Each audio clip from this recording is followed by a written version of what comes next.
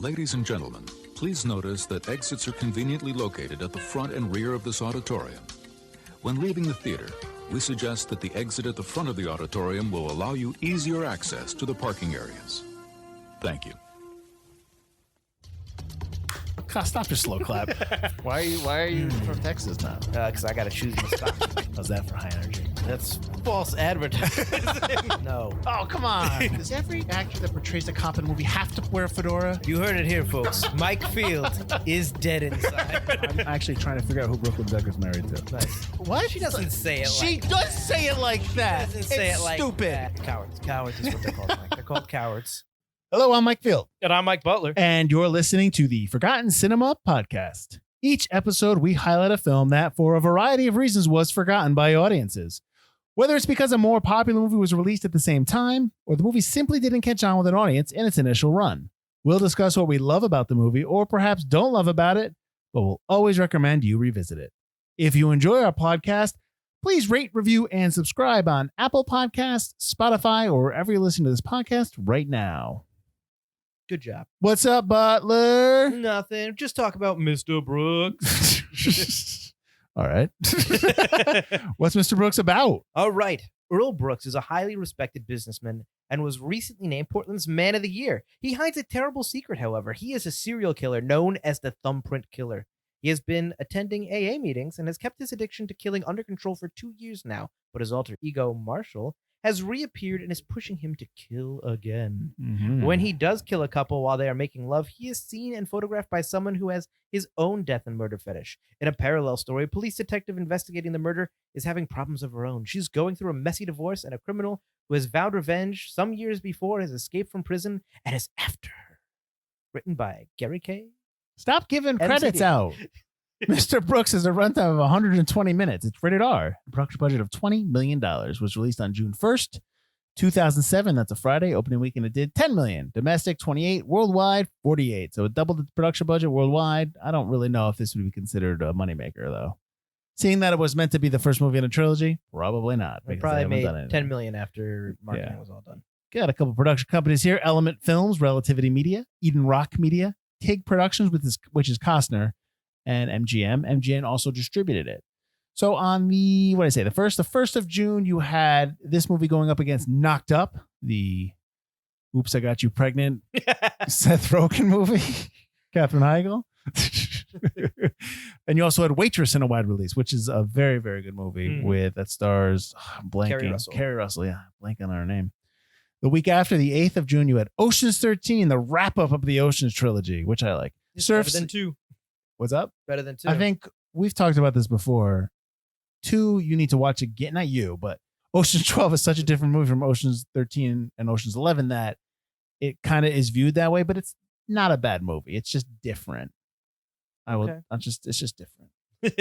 Hostel Part 2 also came out, if anyone cared. On May 25th, the week before this, you had Pirates of the Caribbean at World's End. Which one is that, Butler? That is the final Pirates of the Caribbean. That's the third one. The third and not the final. The final one's the 5th one they did. This is the final. Oh, this is the final of the trilogy. Okay. The 4th and 5th, I don't even count because they're just garbage. Okay. All right. I've confused them all. I don't know anymore. And you also had the movie Bug that came out, which is with Michael Shannon and I want to say Ashley Judd, but I think that's wrong. Where they're both like meth heads or something. They're infested with, but I don't know. It's something to do with that kind of thing. I remember Michael Shannon's in it. That's all I remember. Yeah, and I know the poster. I don't think Ashley Judd's in it. I think I got that wrong. Directed by Bruce A. Evans. He also directed Cuffs, Butler's favorite movie. Written by Bruce A. Evans and Reynold Gideon. Gideon and Evans are actually writing partners. I believe they both wrote Cuffs. Evans has been nominated for an Oscar for Stand By Me. Well, before we go on with this Cuffs thing, I do like Cuffs, but I was very, very, very young when I saw it on TV.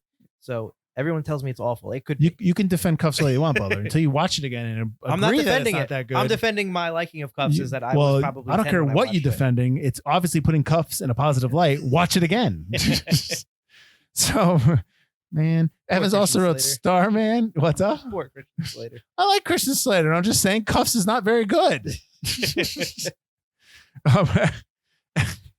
Evans also wrote Starman, as I've been trying to say. Cutthroat Island, the story of Cutthroat Island. Gideon's done A Man, a Woman, and a Bank, Made in Heaven, and he was nominated for an Oscar for Frog Story for live action short subject. Cinematography by John Lindley. He was a cinematographer for Field of Dreams, the movie Sneakers, which is a one we did a couple seasons ago. Pleasantville, which we both like, and Father Figures more recently. Composer by Ramin Djawadi. He's done Game of Thrones, a TV show, Iron Man, Fright Night 2011, which we did for Forgotten Horror last season. Forgotten Horror coming up soon. Right. And The Eternals coming up. Not for us, but for everybody. Well, at some point. Produced by Kevin Costner, Reynold Gideon, Robin Jonas, and Jim Wilson. Costner's won an Oscar for his production of Dance with the Wolves. He also won director for that. He's produced 13 Days, which is an awesome film, and The Highwaymen, which is not that bad. Gideon has produced Assassins. He produces most of the movies he's written. Robin Jonas has produced Swing Vote, which actually also stars Costner, and the TV show Graves. Wilson was also won an Oscar for Dance with the Wolves, which he produced. He also has produced Rapa Nui, The Postman, and Whirly Girl. Edited by Miklos Wright, who has done 3,000 Miles to Graceland, which is okay. The movie itself is not great, but I liked Kurt Russell, and Costner in this movie. And they're playing Elvises. Dirty, the Outlander TV show, The Defenders, Luke Cage, Iron Fist. Those are all the TV shows on Netflix that we're not supposed to count anymore into the Marvel canon. So we're supposed to forget those. As you know, Kevin Costner is in this movie because I've said his name about 7 times already. He plays Mr. Earl Brooks, as Butler said in his synopsis. Costner's in Silverado, American Flyers, Night Shift, and the TV show Yellowstone. Demi Moore plays Detective Tracy Atwood. Moore has been in St. Elmo's Fire, Ghost, Disclosure, Indecent Proposal, and G.I. Jane. Dane Cook as Mr. Smith. Good Luck Chuck, Dan in Real Life, Waiting, and Planes. He's the voice of Dusty in Planes for all those parents out there who know that.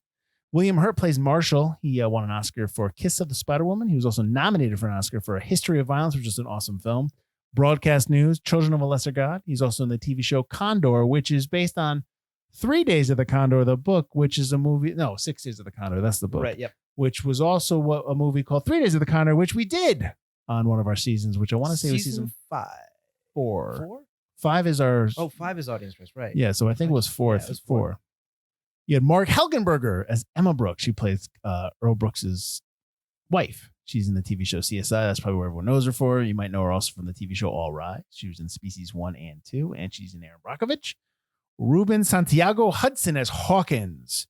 He is in The Devil's Advocate, American Gangster, and Obsession. He is the police partner of Demi Moore's character, Tracy Atwood. Danielle Panabaker plays Jane Brooks, the daughter of Earl Brooks and Emma Brooks. She's in the TV show The Flash, which Butler knows, Sky High, and Piranha 3DD, which is terrible. Aisha Hines plays Nancy Hart. She's in Godzilla, King of the Monsters, 911, the TV show, and Assault on Precinct 13. Believe the remake, not the original, yeah. And then Raiko Ellsworth, I probably said that name wrong, I apologize. It plays Sheila. I know her from the TV show 24. She's also in Aliens vs. Predator, Requiem, and Man on the Moon. So, Butler, where you want to start?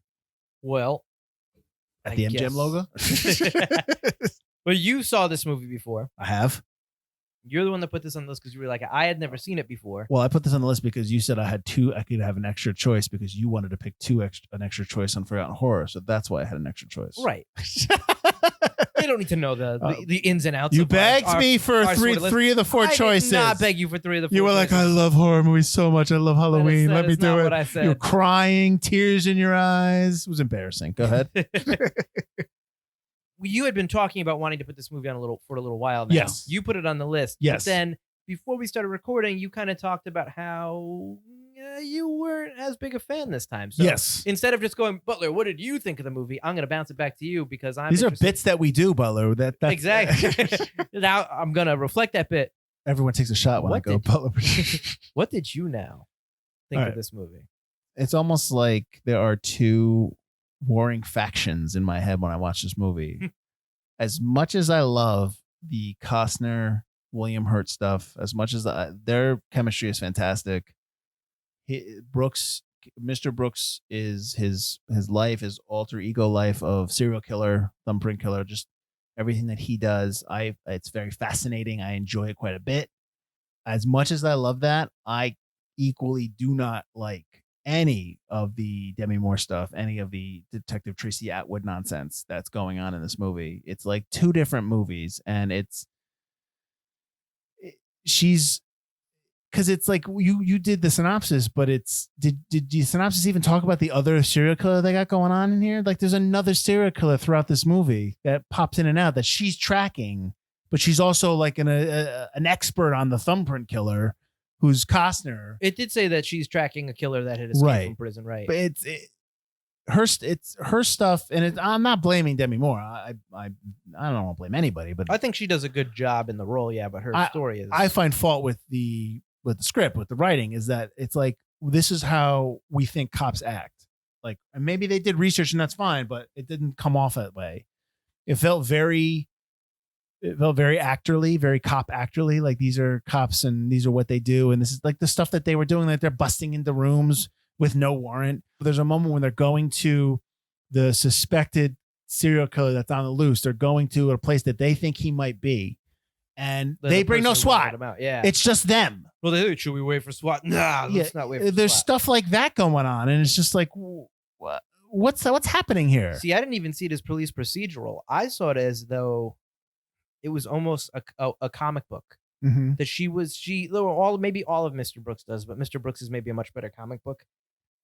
These are graphic novels. No, but that's what I thought about the way Demi Moore's Tracy Atwood's story was. That serial killer was so like Batman villain-esque, so ridiculous, over the top, putting that guy in the chair, taping him up with all the "you can't catch me" bullshit all over. It was just like, this is not the movie that Mr. Brooks is a real, like, semi-realistic serial killer who's very careful, very, very meticulous. That's why he doesn't get caught. But then you have this Batman villain being completely overblown, kidnapping a cop in the middle of the street and about to rape and murder her, and then she rolls out of the car at full speed. I don't know why I'm laughing. Completely unhurt. Yeah. Or no, she has a little gash on her head, but it's just like, she exists in a comic book. Yeah.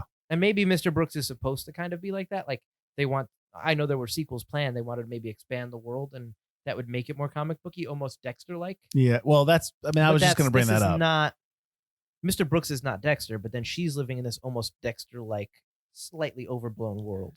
But even the cops in Dexter are not as bad as they are, as these two cops are. Although I will say this. The same thing, same question I'm going to ask here is there's a character in Dexter that does this. Why do actors insist on wearing fedoras when they're cops in these movies? Like, why? Like, At least that took place in Miami. But I don't understand this fascination with throwing fedoras on all the time. I want to be a cop. I didn't put this fedora on. Yeah, that's because I've never seen a cop do that. No, I've never seen a detective with a fedora on at any time, any moment.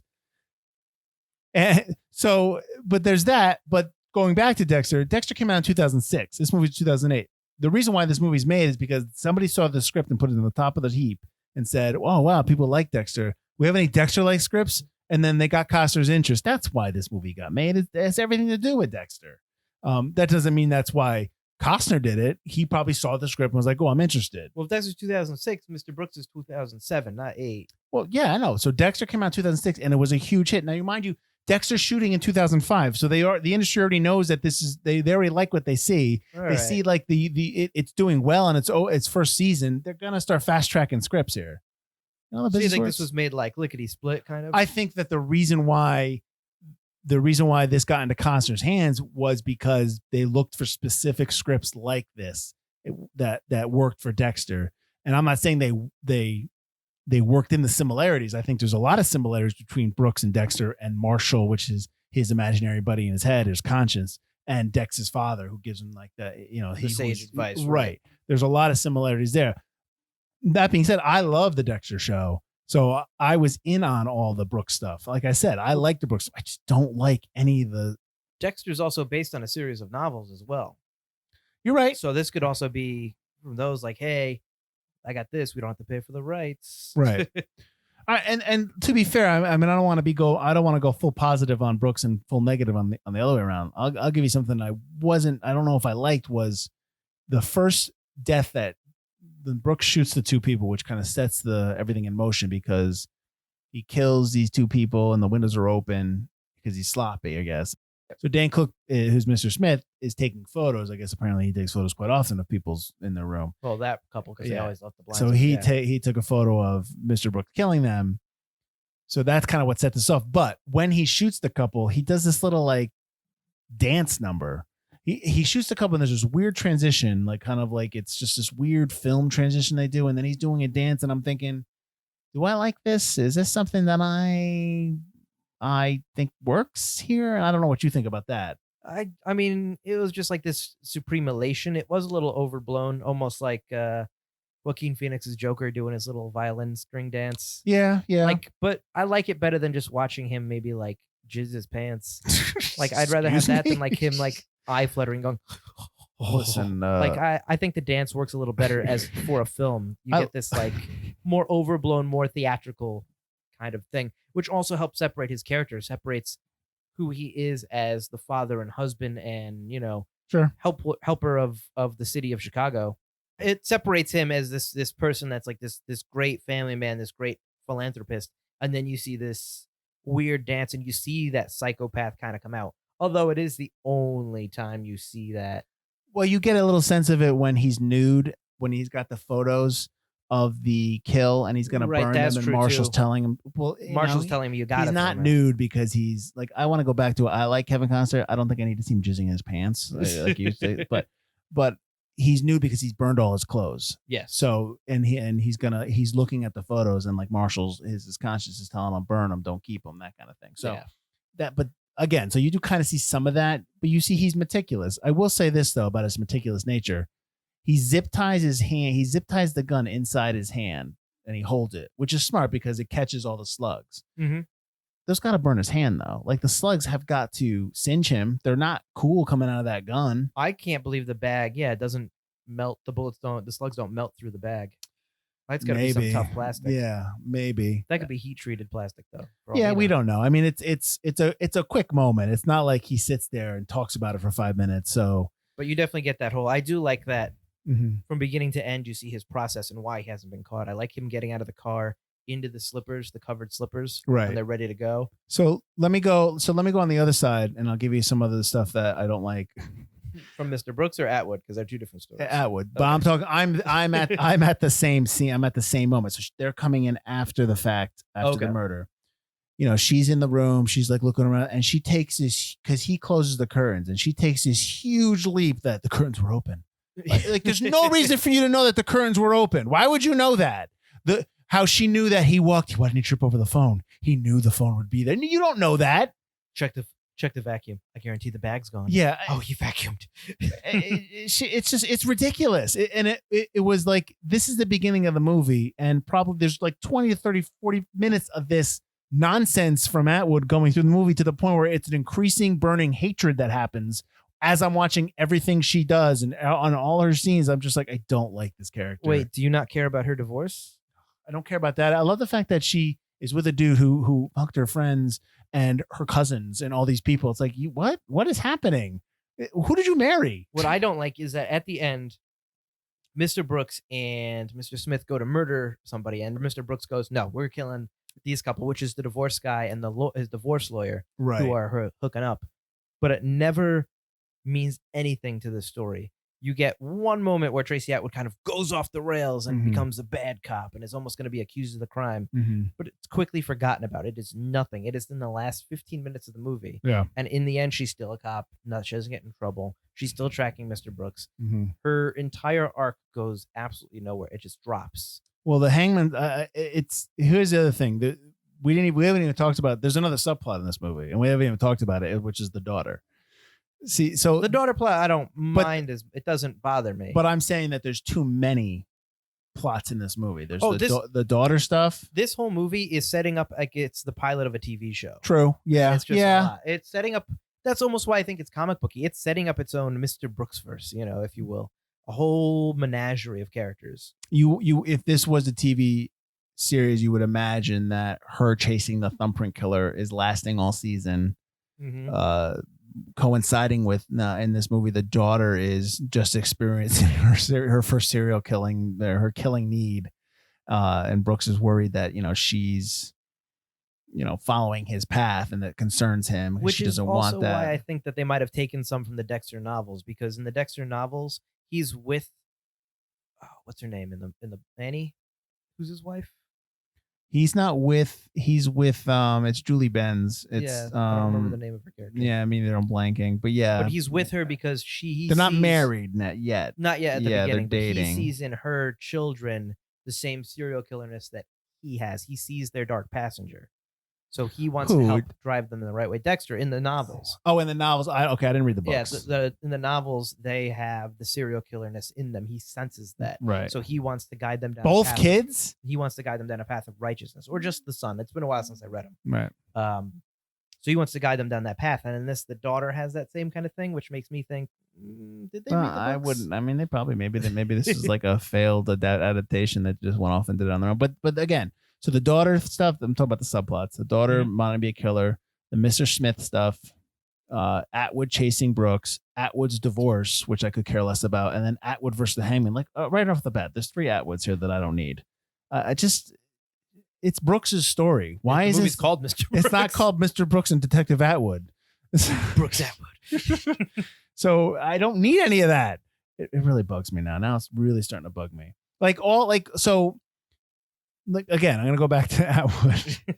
So Mr. Smith, you find out his real name is Bafford, which is Dane Cook's character. And all of a sudden, Atwood decides she's going to follow him. No just cause, no reason. She's just following him. She's got a hunch. She feels it in her gut. Where'd it come from? Her gut. It just doesn't make any sense that she would suspect him of being a part of it. That's just how good of a cop she is. No, she's not that good. No, not at all. Not at all. They breach, like I said, they breach an apartment and they have no SWAT with them. They think he's in there.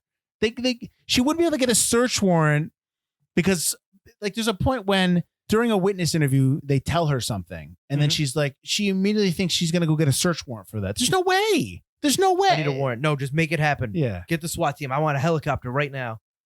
She doesn't have the search warrant, so she just goes into the apartment when she's looking for Mr. Smith. This is at the point when Brooks is playing Smith, so he has all his stuff moved out. Right. She just goes in, and then she has that shootout because then she goes in and she finds the address of the apartment that Brooks moves all his stuff to. Brooks is both setting her up and almost helping her find the hangman. Right. And so then she goes there, and they have the shootout. In the hallway with the hangman and his girlfriend. The girlfriend doesn't have a gun, but she's yelling a lot. And they do this thing where the lights are flickering back and forth. And I think, I don't know if we talked about it off camera or off mic. Off mic was that the way they did the scene was the lights are set up to flicker every time the gun goes off. Like they had a not motion sensor, but the sound. Almost like a clapper. So they're controlling the lights in that scene.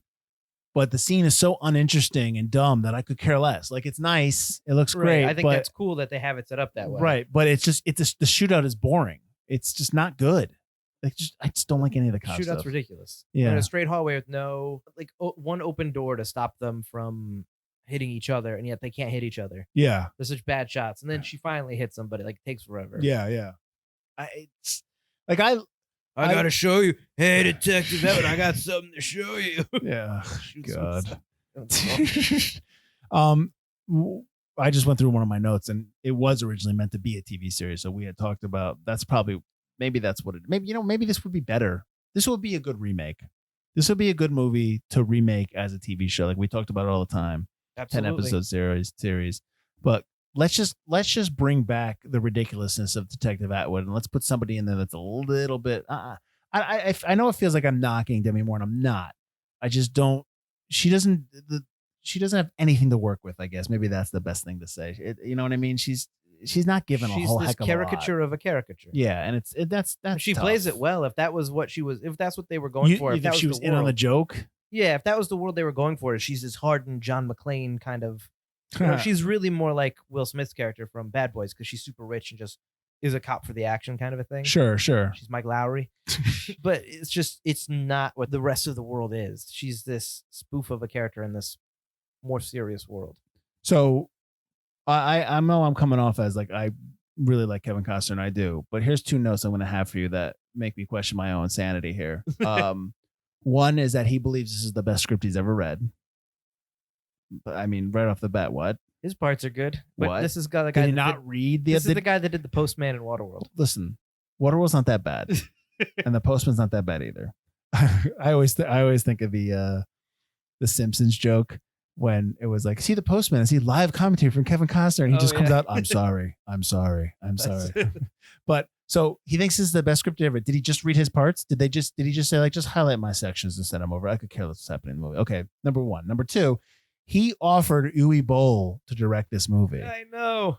And have you, because he felt bad because Boll wanted him in another movie. And Dungeons and Dragons. I'm sure Boll is a wonderful dude. I'm sure he's a lovely man. It doesn't seem like it. Okay. But have you seen his movies? They're not good. I mean, I get if you're doing them for the money, Godspeed. Good job. But oof, does make me question why I love him so much in these movies. Oof. So we've been pooping on Atwood a lot. I'll keep going. I really like the Marshall Mr. Brooks relationship, though. I really that's not William Hurt. You're right. That has nothing to do with Atwood. Oh, I know. I'm done pooping on Atwood. I think we've beaten that. I can go a little bit more. I can go a little bit more. I think William Hurt does an amazing job as Marshall, and I think their scenes together, so I'm like, they're funny. Are the reasons that I came out kind of liking this movie. I mean, it's not great, but I was like, you know what, that really saves this film. Yes, and they are really funny. Like when Dane Cook's looking for their car, and it's raining and all dark outside, and they're like, should we flash the lights or honk the horn? No, maybe he'll cross the street, get hit by the car, and do a job for us. Yeah. And they both start cracking up in the car at the same time.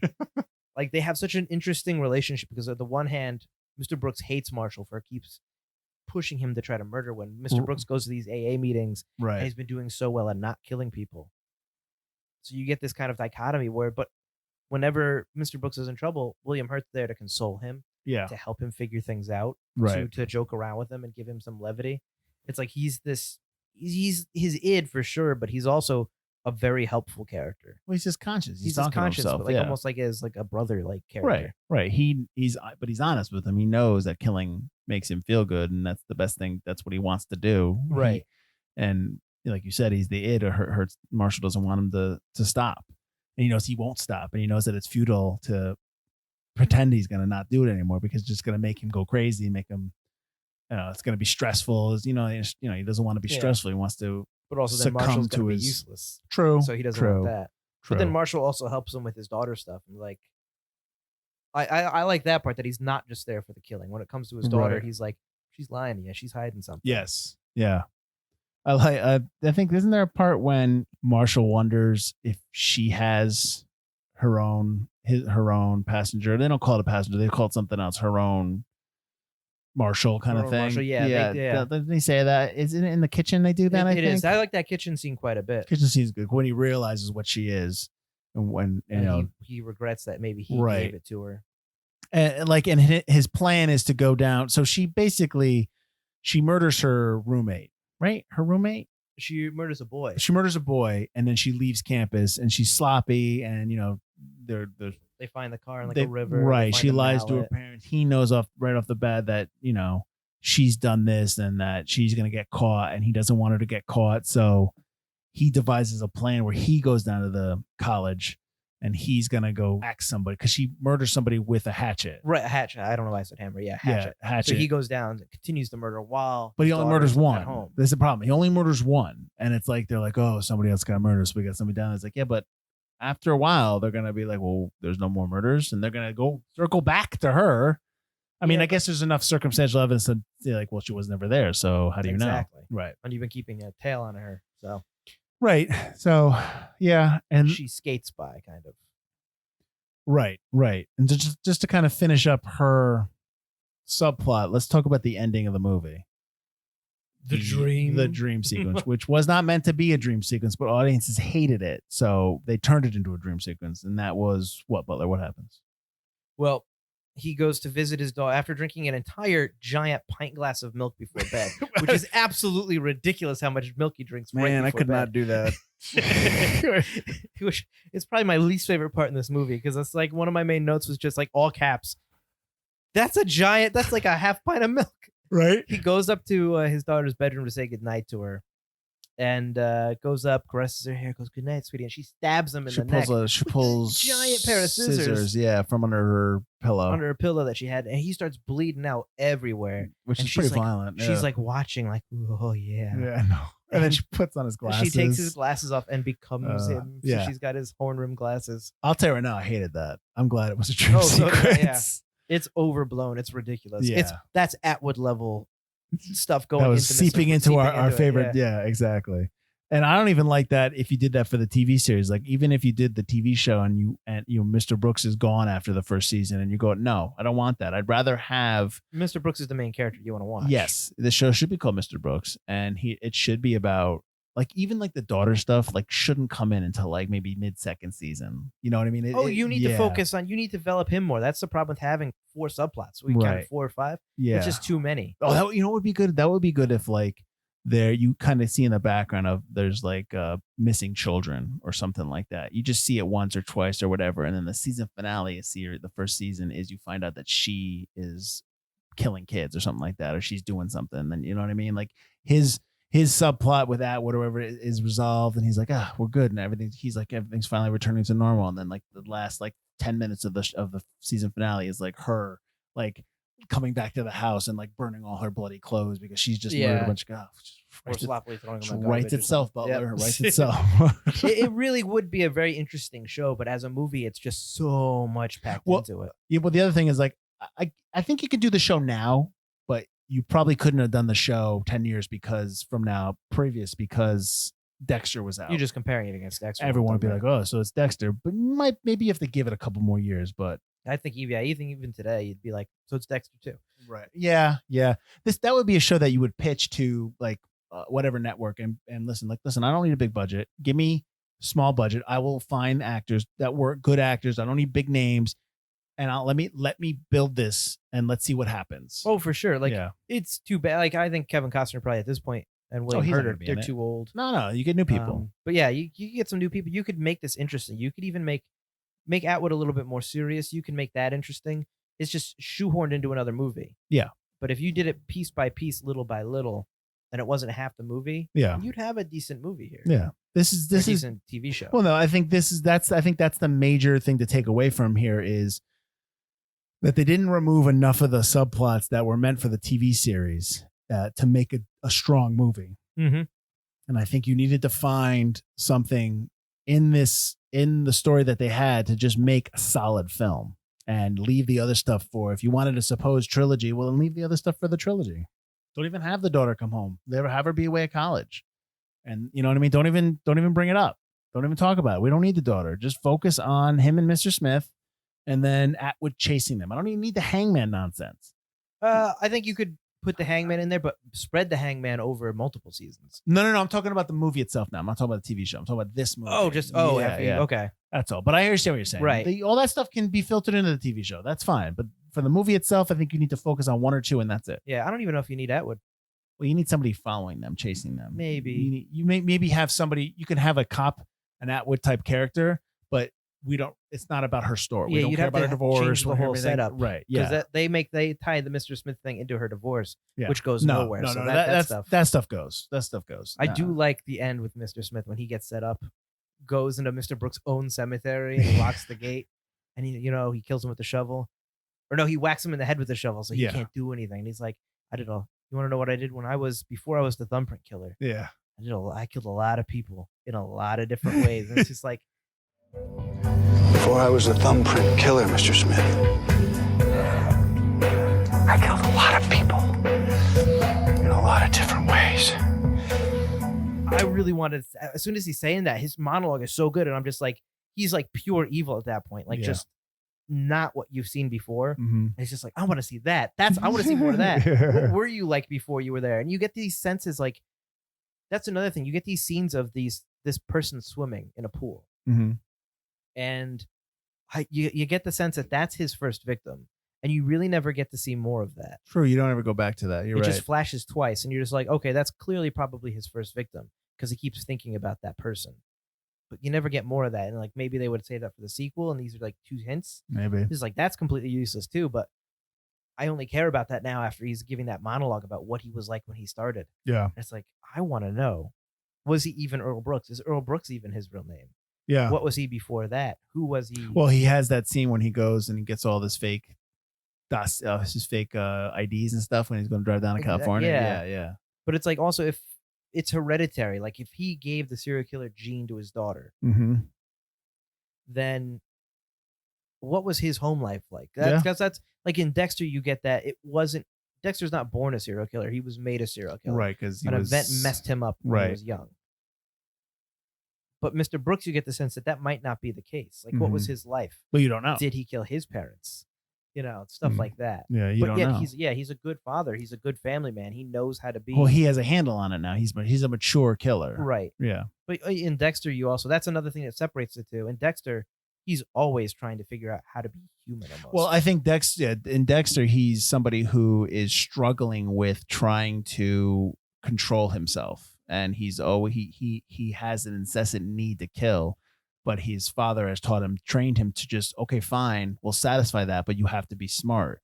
But he's always looking for something to kill. Exactly. Well, Brooks is trying to stop. But even then, Brooks still enjoys the simple things in life. He enjoys working his job and stuff like that. Whereas Dexter is just all death all the time. But Brooks is also somebody who is charismatic. He can have a conversation. He can relate to whereas people. Dexter can't. Dexter is stunted in that way. But maybe I think. See, I really want this show because Mr. Brooks is such an interesting character. Well, that's fine. Write it. All right. On it. I'm too young to play Mr. Brooks, but I'll write it. Well, maybe you're too young to write it. Well, I can play Mr. Brooks. I'm in. I'm ready to go. Listen, a year and a half of commercials has trained me as a classical actor now. I think that also, while I like Marshall and I like that he looks different, I think it would be cool let's flash out this. All right, you have Mr. Brooks, right? And if you had an entire series theory, you have flashbacks from Mr. Brooks as a younger man. You can have this younger version of Brooks be Marshall. Like he's this version of himself that's never aged because it is. As long as it's not a kid, as long as I'm not watching a 45-year-old man talking to a 10-year-old. No, he's talking to him in his prime, his 25-year-old self, and that just has never changed. Gotcha. Because you always see yourself as whatever your you're right. Kind of you're thing. right. So you don't see it. Yep. That's accurate. That's all that he ever sees is this younger version of him. I think that'd be cool. Yeah, but that's a strong actor. See, that is first of all, I love the fact that you have now shoehorned yourself apart into the show. It's not you're like, you know what would be great? I'm like, wait a minute, he's just trying to get himself apart. No, I'm just saying, I'm too young to play Mr. Brooks, but I'm like, oh well, actually, what if, like Marshall being this other person would have to have come from somewhere. Like, how did he build Marshall in his mind to look like that? Well, maybe Marshall's his father. Maybe we just don't know. Maybe it's his friend. Yeah. Maybe it's a friend that taught him how to kill, but he murdered him. I don't know. Because he was all sloppy at first. Who knows? Here's the thing. We're more interested in that side of the story, which should tell you again, the Atwood side stinks. The Batman-esque Atwood. It's just... And the killer is so absolutely ridiculous. He's just completely escapes from prison, makes no attempt to kind of hide, murders horribly. He goes into this doctor's house, destroys an entire lab, ties him up, makes these things, make these jokes. It's like Joker going, "Come get me, Batman!" Yeah, kills kidnaps a cop off the street, has a shootout in a hotel room. Probably would have gotten away if he didn't decide to shoot himself and like stop on the stairs. Although she did gut shot him, but it's just like absolutely unbelievably ridiculous when you have this other killer who's so meticulous and she's already onto him, but she can't catch this one guy who's basically telegraphing himself. And the fact that he got off on his crime on a technicality. Well, maybe if she wore a fedora in this movie, she would catch him. She needs that fedora cap. Although I did like when she gets the stitches in her head and they show it. Why? But why show it? There's no reason to show it. Why spend the money to create the wound and show it when you don't need to? There's no reason for it. The special effects guy was like, listen, we got to justify. I made this. Bill's here today. We have to justify his paying. So let's put the scar on Demi. Bill made a stitchable scar. Oh man, that's I didn't pretty ask cool. for that. I was just gonna do a wide shot. Yeah, but watch you. All right, we'll get the close up. We'll put it in. It's kind of cool. Let's waste my morning. Take 55 of the stitch. Keeps falling off her head. Damn it. So, would you recommend this movie to people? I mean, I think it's forgotten for the reasons why we're talking about it. It's forgotten that it's so confusing. Yeah, I think it's very confusing. But so I don't think we need to answer that question. We've kind of beaten that over the head. I would say yeah, because you recommended it and I had never seen it before and I liked it. Yeah, I think subplots are it's a good watch. It's a popcorny kind of movie. Yeah, it's a Saturday night. Hey, let's watch this movie. You might like some stuff. You're not gonna like all of it, but it's fun to watch. Yeah. The Atwood stuff is just stupid, but Yeah. it's like it still moves quick. Yep. It's 2 hours. It's not 2.5 hours. Yep. The Mr. Brooks stuff's really good. It makes you excited for what could have been. And Kevin Costner is always good, and so is William Hurt. They're both fantastic. They're good together. Yeah. And Dane Cook does an affable He's job okay. He's as fine. the killer. Yeah. He's good in Dan in Real Life. If you've ever seen that, Good Luck Chuck. It stinks. That movie's not that good. I think that's the thing is like everyone thinks a Good Luck Chuck, and it's like, but he could have done more. He didn't have to kind of been thrown to the curb after. I think but I mean, who knows? But Dan in Real Life, he's good. Mhm. You Demi should check Moore's that in it. out. And Mm. although she does a good job with what she's got, but the character just isn't good. Yeah. But yeah, I would recommend it because I'm glad that you had me watch it Nice. because I had been interested. That's what I'm here to do. I'm here to show you new things. Yeah, there's bad things in this movie, but there's also a lot of interesting stuff, and it's a fun, enjoyable watch. All right, sweet. So I'm going to tell everyone where they can find us so you can Ooh. introduce next week's movie since it's your favorite time of year. So you can find us at ForgottenEntertainment.com. We are also on all the socials, Instagram, Twitter, and Facebook. We post every day. We have a new episode every Wednesday, new video every Thursday, and we post Monday, Tuesday, Wednesday, Thursday, Friday. We don't post on the weekends, so sometimes. We started to do some Forgotten Flashback stuff on Sundays, but that's where you can find us. Please rate, review, and subscribe if you could. That would be awesome. Let us know if you want to do a movie that you want. We take suggestions. We've got a huge list of the movies that we like, that we want to do, but we also in that list are other people's suggestions. So even though we did a season 5 where it was audience choice and we did all audience choice that season, we do audience choice selections throughout our other seasons. So let us know what you want and hit us up. We do respond back. We are active. We like talking movies. That's what it's all about. So that's it. Mike, what are we doing next week? All right, it's the best time of the year, folks. Starting next week, we are beginning our Forgotten horror season. It's 4 weeks of awesome horror movies that we've picked that we think are forgotten. Awesome. Or awesome. We remember them being awesome. We don't pick them because we think they're bad. Starting with 1998's John Carpenter's Vampires, which is probably the one on the list that I remember the least, but I remember enjoying it when I watched it when I was 12. So Right. we'll see how it is. But I remember enjoying it. It's got some cool vampire stuff. And, I'm very interested to see what you think of the movie. I'm even interested to see what I think of it. I really like putting movies like you did with Mr. Brooks, where I don't remember a lot of it, but I remember enjoying it. We'll see what happens when they revisit. Absolutely. All right. So that's it. John Carpenter's Vampires next week. Forgotten Horror returns for its second annual Forgotten Horror. Like nice. All right. I got nothing else. So I'm Mike Field. I'm Mike Butler. And this has been Forgotten Cinema.